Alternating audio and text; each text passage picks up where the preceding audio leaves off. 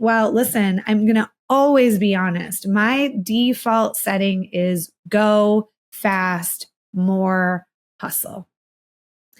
And I will probably have to show up to that default setting over and over and over again in this life. And I always tell my clients that this type of work, it's not a quick fix and it's not a magic solution. Like we're going to cross a finish line and be like, I did the hard work of boundaries and now that's it.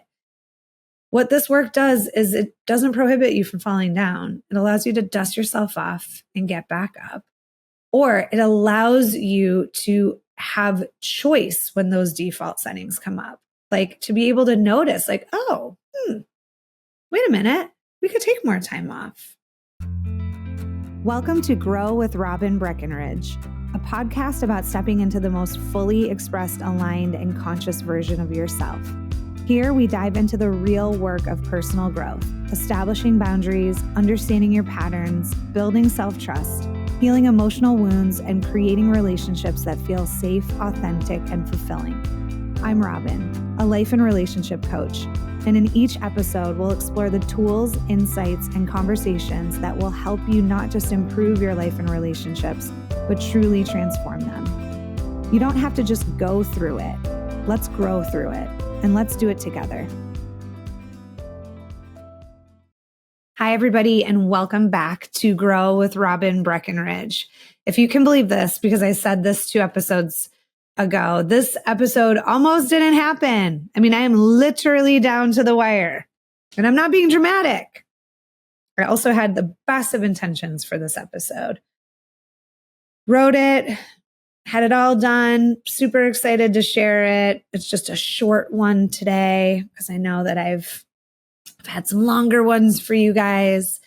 And my laptop took a nasty spill at the airport and had to be checked into the computer hospital for an 8-day stay. Oh my goodness. To most, that might be like, okay, no big deal. Well, when you work, when your office is a computer and you see clients on it all day long, and then you record podcast episodes, 8 days, it's an eternity. So I thought, okay, no problem. I'm going to roll with it. Everything's going to be okay. I'm going to use my son's computer. But the tech gods, they had other plans. Nothing worked, nothing. And if I gave you guys all the specifics of it, you wouldn't even believe me. Just earlier today, when I finally got things to work, we had some people come out to look at replacing a window, and they had to measure it, and I had to leave my office. And so I decided to take my dog. I haven't even introduced you guys to my new dog. I have a new puppy named River, and look out. He might just be one of the cutest little things I've ever seen. So I'll share that with you guys on Instagram in the near future. But took him, was like, okay, I'm just going to breathe while this is going on. I'm going to connect so I can jump on here and be great. And my little puppy decided to throw up all over the place. So it's literally been one thing after the next. But for this particular episode, couldn't get the mic to work, couldn't get the camera to connect, couldn't even get the browser to open up the right way. And here's the thing. And this might be relatable, have an old painful story that comes up in my body sometimes when I'm activated. And it says, I'm alone in solving everything. No one's coming to help me. But this time I told the truth about how frustrated I was. And I shared it with a dear friend and my amazing personal trainer, whose name is Christine. And she told me that she listens to the podcast every week when it comes out. So she's probably listening right now. But I shared it with her. And what did she do? She drove all the way back to her house from work, picked up her laptop for me to use, no questions asked, said, keep it as long as your computer's in the hospital, and dropped it off on my porch. So that moment reminded me, I'm not alone. I'm allowed to ask for help, and help can come, and it does come, and things really do work out.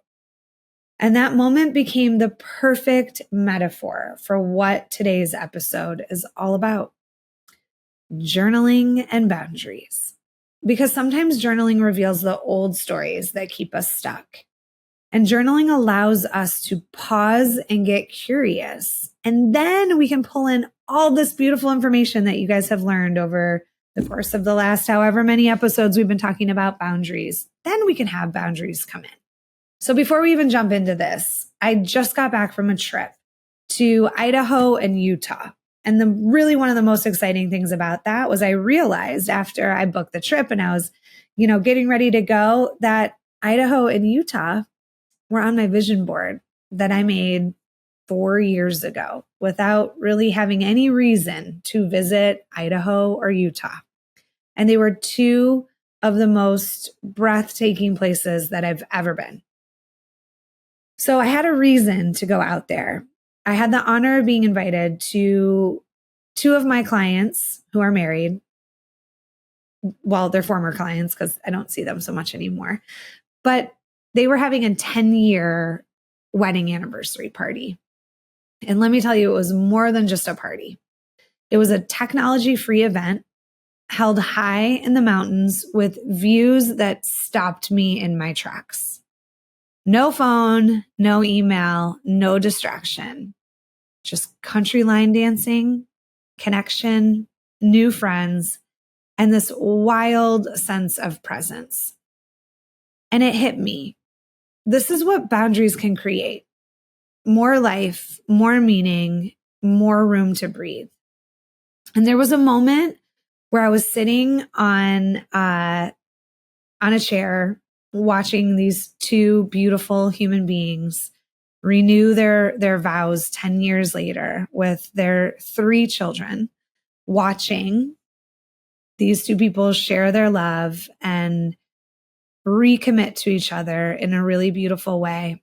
And I'm sitting in this chair looking at, just mountains surrounding me because the location was just incredible. And I thought, wow, this is the life I dreamed of. And I didn't even know I was dreaming it.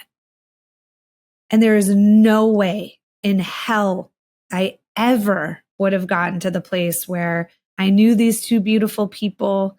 I was able to make an impact in their life and develop a deep relationship with them if I didn't apply boundaries in my life, if I wasn't able to show up for myself in a way where I was able to take risks. I know I've mentioned this on this show, but I was teaching kindergarten, never knowing that any of these aspects of my life would ever happen to me. So I thought, there's been a couple times in the last few days. Well, it's been about 4 days, trying to get computers to work and trying to, get this episode out. And I was trying to think, I wonder what was slowing this episode up. Is there something? Am I supposed to redo it? Am I supposed to scrap it? What is this, these complications? What is it pointing to? And I actually rewrote this whole episode because I was starting to spin out with feeling some pressure of coming back and kind of the tool that I use the most, being without it and having the tech challenges, which I don't know, sure is also relatable, just stress me the F out. And it just kind of had me look back on the past week and a half and be able to see how much boundaries impacted my life. Being able to go on that trip and be a part of that event was so inspiring for so many reasons. One being that without that break from my phone for, that 6 hours or however long it was, I wouldn't have realized how enjoyable it was to be away from my phone. Part of my job, I do allow clients or I allow space in between sessions for clients to reach out to me. So I'm generally pretty available and pretty close to my phone most of the time. And it was really lovely to just be able to connect and be in the moment in a way that it just doesn't always happen for me. So I left that event very inspired and giving myself the invitation to put some more boundaries in place with my phone. And that could just even be a short amount of time with it in the other room, or allowing myself when I'm connecting with people to not have it be present in that. So that was really inspiring. And I also just was able to reflect back. And I think I've said this a few times because I've been doing some cool things as of late that, there are things ahead of you. There are things that are coming your way that are on the other side of loving yourself to the degree that's required to set boundaries in your life and take risks and be brave enough to shift patterns in your life that you do not even know are coming your way. And when I was sitting in the mountains, which I'm from Michigan, we don't have any mountains around here. And I'm watching these two beautiful people that I've had the opportunity to know very deeply and be a part of their relationship. And then be able to meet all of the beautiful people that are in their community of friends and family. And it was just such a beautiful experience. So I want you guys to think about, this is journal prompt number 1. What's a moment in your life that felt like a gift your past self never saw coming? Number 2, where is life asking you to pause, even if it's inconvenient? And this trip that I just came back from, it reminded me of something I've been saying for years, but I think I needed to hear again. And I think it's why the universe was just like, girl, you are not recording this episode until you can reflect back yourself. That boundaries are my flotation device in life. I do love teaching them. I do know how beneficial they are, but truly, it's been my flotation device in this life. They're how I stay afloat in a world that can be overwhelming, chaotic, and overly stimulating. Without them, I can get pulled under by expectations, noise, busyness, or just the endless scrolling. And I'll be honest, that word balance, it's been a lesson for me that has knocked over and over and over again in my life. Balance is not a natural thing for me. Slowing down is not a natural thing for me. And being able to disconnect for a week really showed me how important the boundaries that I set and maintain are, and how it's still so relevant for me to get curious for ways that I can implement more kind, loving boundaries for myself to be able to continue to create balance, where I can have this job that I love and have so many amazing people that I know and have this beautiful family and beautiful loved ones, and have enough bandwidth to be able to show up presently for all of it. And of course, not all of it at the same time. I am human. But the answer isn't more hustle. It's more intention. It's a boundary with my phone. It's a boundary with how accessible I am, and a boundary with how often I abandon my own needs to be productive, to meet everyone else's needs, to be agreeable. The list goes on and on. So journal prompt number 3, where in your life do you feel like you're being pulled under? And what would a flotation device look like? Journal prompt number 4, what is one small boundary you can put in place this week that would create more peace? Like, again, the spectrum of this is huge. It could be as simple as, I'm going to take 5 minutes for myself in the morning. I'm going to cancel a whole day. I'm going to take a week off. I have a surgery coming up, and I'm going to tell you guys, that my default setting until I checked it when I was rewriting this episode was to take the least amount of time off so that I can work, because I've had a lot of travel going on lately and I love being there for my clients. I want to make sure I'm consistent because it's a part of creating a safe environment. And then I went, Robin, you're having surgery. Maybe this is a great time to take a little bit of some extra time off so that you can recoup, restore. And I know this is true for me, but man, it's like goes against the grain for me. Every time I slow down, my creativity goes up. And I would love to use some creativity to create some more courses, to get some more things out for you guys to be able to use in your life.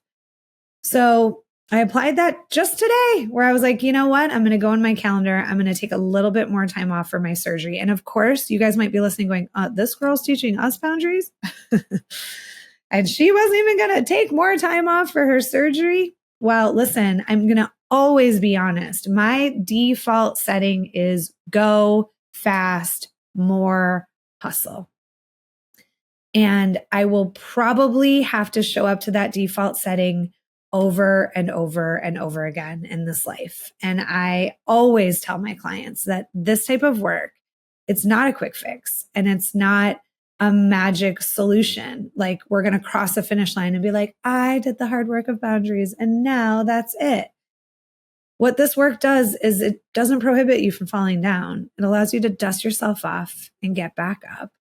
Or it allows you to have choice when those default settings come up.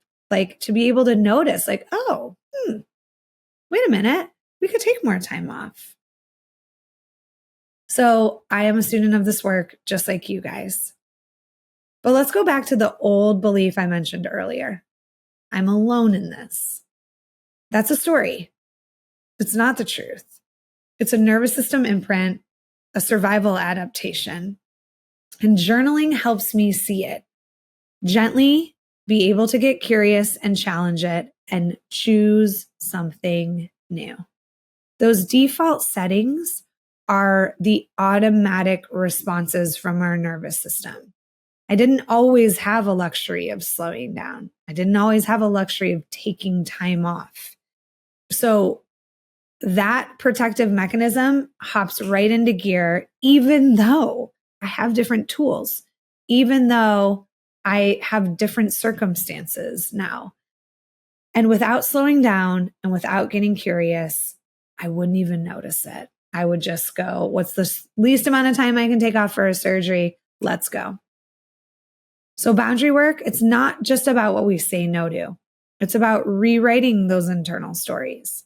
The stories that say, if I set a boundary, I'll be rejected. If I rest, I'm lazy. If I ask for help, I'm weak.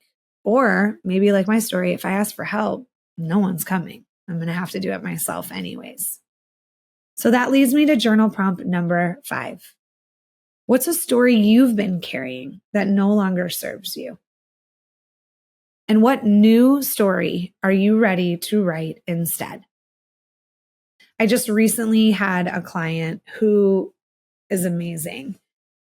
And this client's been working at the same job for a long time. And that job just so happens to not have a lot of boundaries, a lot of emails and texts in times where that person's not working or they're spending time with their family or they're just not on the clock. And although, this is a business, which I'm sure, again, a lot of people can relate to, that says they want you to take care of yourself and take time for yourself. The undercurrent of it is you're slowing things down, you're complicating things. And so this client decided when we kind of got curious with it, because she didn't want to rock the boat by having needs. But when we really looked at like, what is the cost of not having needs? She was battling a lot of anxiety every time her phone went off. She was battling a lot of resentment. She was holding a lot of things in. She was doing a lot of venting to friends and family that were, quite frankly, getting annoyed with it. Like, all right, just do something then. But never realizing that boundaries were an option. And these boundaries were not to punish her boss or her organization, because that is not the type of boundaries that I teach. It was to honor her peace and send the message to herself that the way you feel matters, that when you're uncomfortable, when you're burnt out, when you are angry, it matters to me. And I'm willing to get into the solution with you. So this particular client, where we started was with journaling. Just every day, take a little note of how you're feeling with the current situation of your job. And then we were able to see some patterns like, wow, I've been frustrated every day for the last 2 weeks. Or my boss is asking things that are out of the scope of my job description every day for the last 2 weeks, or whatever. And that way we were able to get kind of some concrete data where this person was like, okay, I'm done. I'm done with this. Like, after 10 o'clock, not answering my phone. I'm going to speak to my boss about certain things that are going on and request some things to be shifted. And she did. And even though it was hard and approaching that conversation was really hard, there is this thing that happens after we do something scary that is self-honoring, where there's a part of us that goes, holy smokes, I can't believe I just did that. And even better, because this doesn't always happen with boundary setting, it worked. They heard me. It wasn't this huge conflict. It didn't have to be aggressive and weird. And after that, we build esteem. Self-esteem comes from doing esteemable actions, being a doormat, swallowing the things you have to say, being passive aggressive. None of these things are esteem building. So if boundaries are your flotation device, journaling is the map. It's how you locate yourself again, especially when the world is noisy or you feel disconnected. It's how you remember what you need, what you want, what you believe, and what is true for you. Not every journaling session needs to be deep or profound. Some days I write like, I don't know what to say, or maybe I write a bulleted list, or maybe it's just one thing. Or I list what's heavy and what's light. But over time, it becomes a sacred way of communicating with myself. And I mentioned before in a previous episode that if I was in a relationship with someone who never asked me how I was doing, what was going on, how I felt, my experience of something, that would just not be a very deep connection. And listen, I don't really have any other option than to be in relationship with myself. So I would really like to make that relationship deep and safe and loving. And I'm going to show up over and over and over again in my life to continue to try to do that with me. So journal prompt number 7, what do I need more of in my life right now? And what do I need less of? Journal prompt number 8, what is my body trying to tell me lately? Now, I'm going to use this as an optional journal prompt, and I'm going to tell you guys a quick little story. There was a time where I was in therapy, and my therapist would ask me when I was explaining something, where do you feel it in your body? And it's a really, really good question. It is somatic. It's tying your body into the experience that you're having. And for sure, I was living in my head at the time. So really great question. But I had no idea how to answer it because I did not live in my body. So she would ask me that question. And most of the time I would either say like, I don't know, or I would just lie and be like, in my stomach, in my chest, in my throat. But I truly did not feel anything in my body. So I'm giving that as an optional journal prompt because for some of you, like now, me personally, if someone said, where do you feel it in your body or what is your body trying to tell you? I could answer that question. But 20 years ago, I could not answer that question. 15 years ago, I was just starting to answer that question. So if that resonates and you can check in with your body and you go, I'm exhausted. I think my body is telling me I need to slow down. I am super anxious. I think my body is telling me that I need some help around the fear that I'm experiencing with something. Maybe you are feeling super inspired, but you don't have enough time to be able to create something. And maybe your body, like you have all this excitement in your body, but nowhere to put it. Or you have no idea what that question means. And I want to give space for both. So feel free. If you're like, I have no clue what my body is telling me, keep going, keep listening to this podcast, because the goal of this work is to integrate what you're thinking and feeling and have what you're thinking, feeling, and doing be in a state of congruency. Okay. So there's no way we're doing this work without you dropping into your body. And again, if this is something that you're interested in doing, it's really great to seek out a therapist, a somatic therapist, somebody that focuses on connecting your body to the work. But please know that if you can feel it in your body, answer that question. If not, no biggie. So wherever you are right now, in the messy middle, in a tech disaster like I've been in for the last 4 days, in a moment of beauty you never saw coming, I want to remind you, you are not alone. You're allowed to ask for help. You deserve to have boundaries that protect your energy and create space for joy. So keep journaling, keep getting curious, keep listening to yourself and communicating with yourself. The version of you who's writing today is shaping the version of you who's coming tomorrow. And that version deserves peace.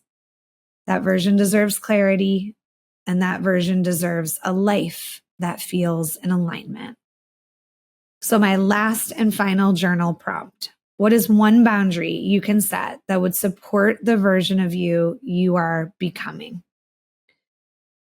I am so grateful to walk this path with you, even when my path is full of technological roadblocks. Don't worry, guys. I am still making sure that I get an episode to you on Wednesday, Thursday at the latest.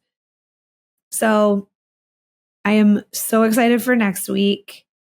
I have a guest coming on to talk about their experience with this work, talk about their experience with setting boundaries and the profound shifts that they've experienced by implementing boundary work into their life.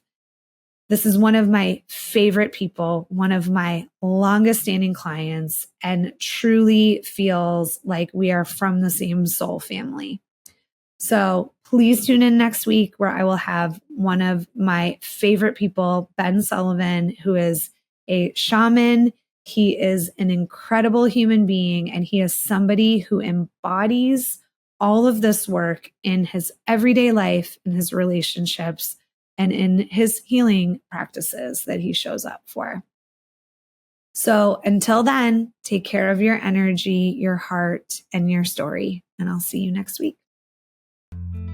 That's it for today's episode. Thank you so much for being here and for doing this work. If this episode resonated with you, I'd love to hear your thoughts.